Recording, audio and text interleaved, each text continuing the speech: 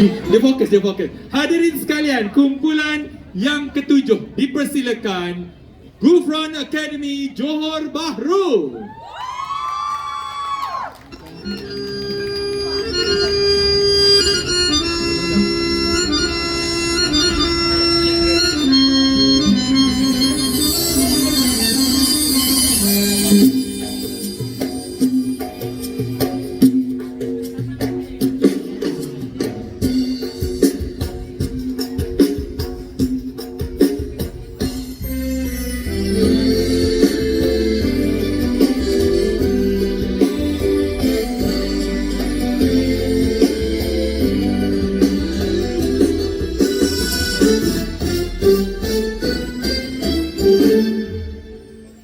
Siapa dia di ujung sana, bersanggul tinggi berbaju kebaya, wajah ayu laksana purnama, menyuluh alam tika gembira. Siapa dia di ujung sana,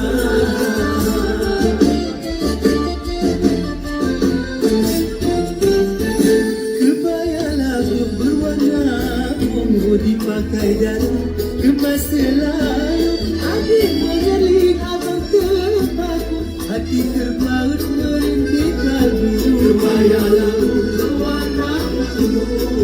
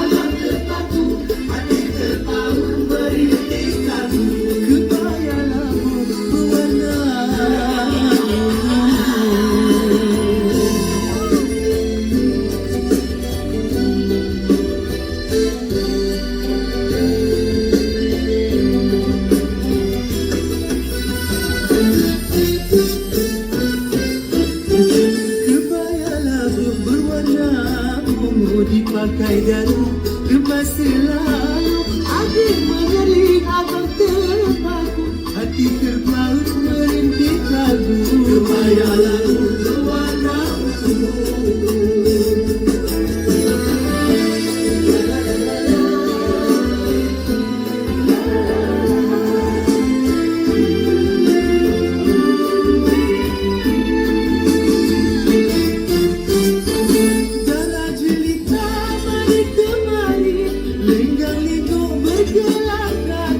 Tapi inai sudah dijari, mungkinkah hati lagi